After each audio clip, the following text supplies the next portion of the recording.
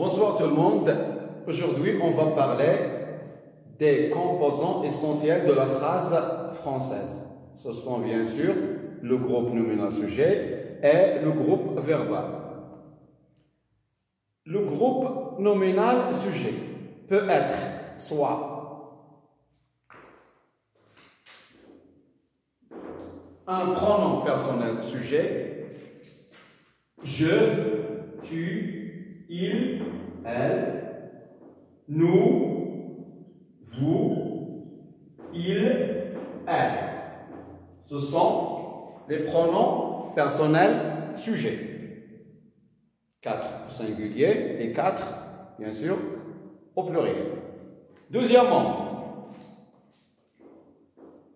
le groupe nominal sujet peut être un nom propre. Un nom propre.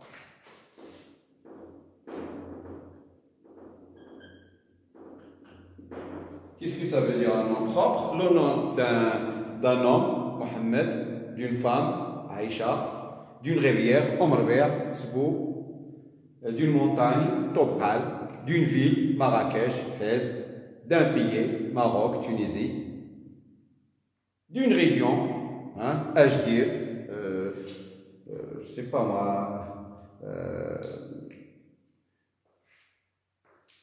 ces noms propres commencent toujours par majuscule. Ils n'ont pas de déterminant. Troisièmement,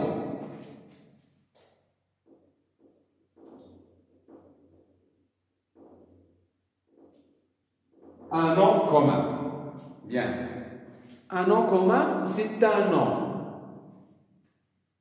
qui est commun à tous les noms de son genre. Par exemple, lorsqu'on dit un marqueur, nous connaissons bien sûr qu'il existe un certain nombre de marqueurs. Un élève, on n'a pas un seul élève. Nous avons des élèves. Une classe. Nous avons un certain nombre de classes. Un livre, on n'a pas seulement un seul livre. Nous avons des milliers et des millions de livres. Donc, un nom commun, c'est un nom qui est commun, qu'on prononce pour indiquer un genre qui n'est pas le seul dans le monde. Et les communs, on les distingue par les déterminants. Ils commencent toujours par un déterminant. Les déterminants sont les suivants. Les articles définis et indéfinis. L'article défini, le, la, les, l, apostrophe, o au pluriel avec un x. Ce sont les articles définis. Les articles indéfinis, un, une, des. Deuxièmement, les adjectifs possessifs. Mon, ton, son, notre, votre, leur. Le masculin. Le féminin, ma, ta, sa, notre, votre, leur. Le pluriel, mes, tes, ses, nos, vos, leur.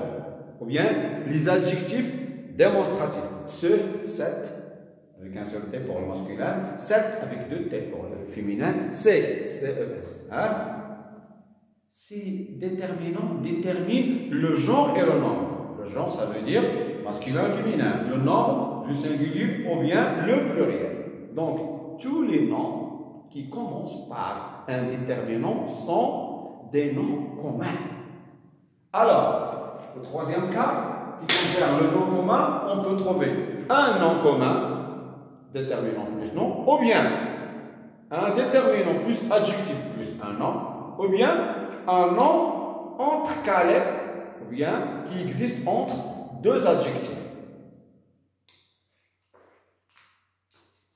Ça, c'était à propos du groupe nominal sujet. Maintenant, le groupe verbal.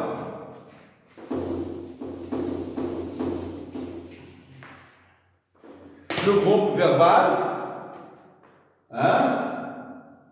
le groupe verbal contient soit un verbe tout seul. Par exemple, Ali dort. Ali dort. Ali, c'est un groupe nominal sujet plus le verbe dormir. Donc, le groupe nominal sujet se constitue d'un verbe conjugué à la troisième personne du singulier ici. C'est le cas numéro 1. Deuxième cas. Le groupe verbal peut être un verbe plus complément d'objet direct, ou bien un verbe plus complément d'objet indirect, ou bien les deux. Verbe plus complément d'objet direct plus complément d'objet indirect. La différence, bien sûr, entre le complément d'objet direct et indirect, c'est que lorsqu'on a une préposition entre le verbe et le nom, c'est ça le complément d'objet indirect. Je parle